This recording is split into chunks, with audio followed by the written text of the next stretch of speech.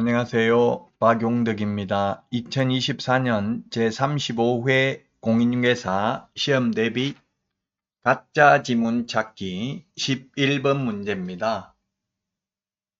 임대차 계약을 알선한 개업공인중개사가 계약 체결 후에도 목적물의 인도 등 거래 당사자의 계약상 의무의 실현에 관여함으로써 계약상 의무가 원만하게 이행되도록 주선할 것이 예정되어 있는 경우 그러한 개업공개사의 행위는 사회통념상 중개행위의 범죄에 해당된다. 예, 맞습니다. 왜 중개행위를 판단하느냐 하면 옳은 내용인데요. 중개행위라는 말은 법조문에는 없습니다. 다만 우리 공인중개사법 제30조 손해배상 책임이 있는데 손해배상 책임은 중개행위와 관련된 중개사고만 공인중개사법상 책임이 있습니다. 그래서 이게 판례인데 뭐냐 하면 예를 들면 확정일자만 받으면 보증금 떼이지 않고 확실하게 받아 나올 수 있습니다. 이렇게 했는데 나중에 경매 넘어갔을 때 배당을 못 받은 사안에 있어서 개업공개사가 손해배상 책임이 있다는 판례입니다. 종전에는 계약 성립 시까지만 중개 업무로 봤는데 지금은 판례가 계약 성립 후 계약상 의무가 원만하게 이행되도록 주선할 것이 예정되어 있는 경우 그러한 개업공개사의 행위도 중개행위에 해당된다. 그래서 확정일자만 받으면 확실하게 보증금 받는다. 최우선 면제는 항상 다 받는다. 이런 말은 함부로 하면 안 되겠죠. 항상 다 받는 건 아니죠. 자, 그래서 1번은 옳은 내용입니다. 12번 지문입니다. 공인중개사 자격이 없는 자가 거래행위를 중개하였으나 업으로 한 것이 아닌 경우 그에 따른 중개보수 약정은 무효이다 했는데 업으로 직업으로 한 게 아니다. 즉 무등록 업자는 중개보수를 받을 수 없습니다. 무등록 업자는 중개보수를 받을 수 없는데 무자격자라 하더라도 의인한교회에 한두 번 중개를 하고 보수를 받기로 했다면 사회통념상 과다하지 않는 보수는 받아도 됩니다.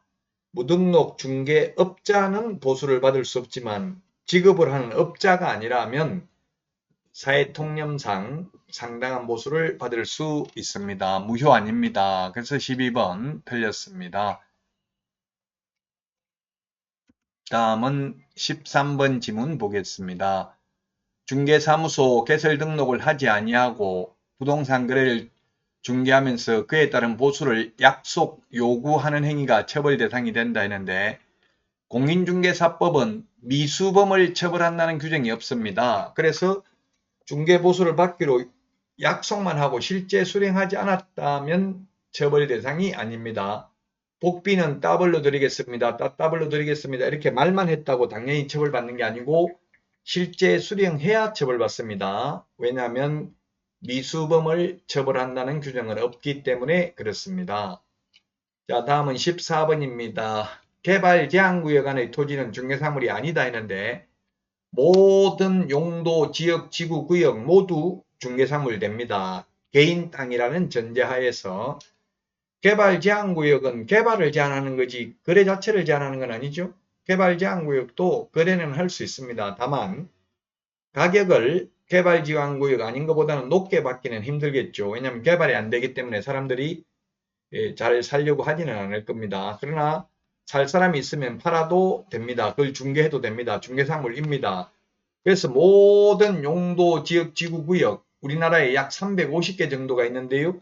개발제한구역뿐만 아니라 수변구역, 접도구역, 연안구역, 하천구역 전부 다 중개사물 됩니다. 문화재보호구역, 군사기지 및 군사시설 보호구역, 도시지역, 관리지역, 농림지역, 자연환경보전지역 모두 중개사물 됩니다.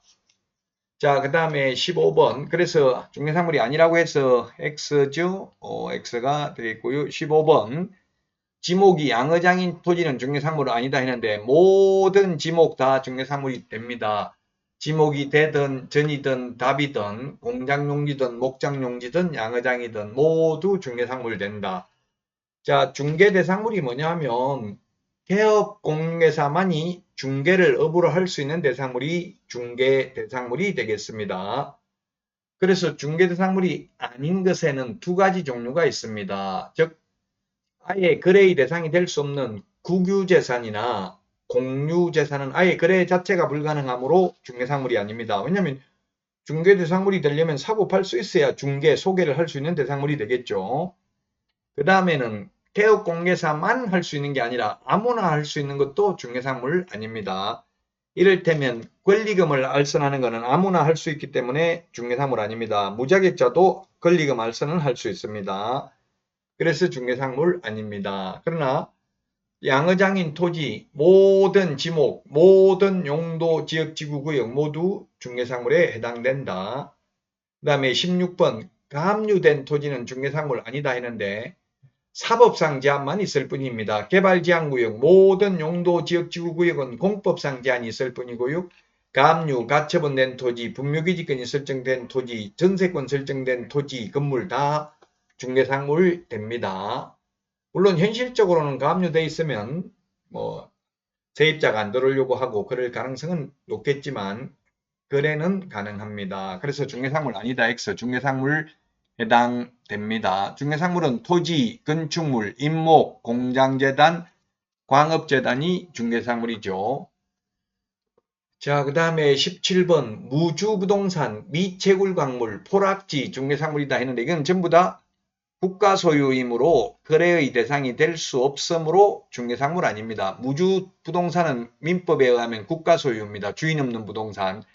미채굴광물은 국가가 광물을 채굴할 권능이 있습니다. 광업법 제2조에 나와 있고요. 포락지는 하천의 범람으로 인하여 하천에 잠긴 토지로서 국가가 토지 소유자에게 손실보상을 하고 하천 토지로 편입하여 사권이 소멸된 토지, 개인의 권리가 소멸된 토지를 포락지라고 합니다. 그래서 국가 소유이므로 중개상물이 될 수 없습니다. 자, 그 다음에 18번에 택지지구 내에서 이주자 택지를 공급받을 수 있는 지위인 이른바 대토권 중개상물 아닙니다. 대토권 대신 토지로 받는 권리죠.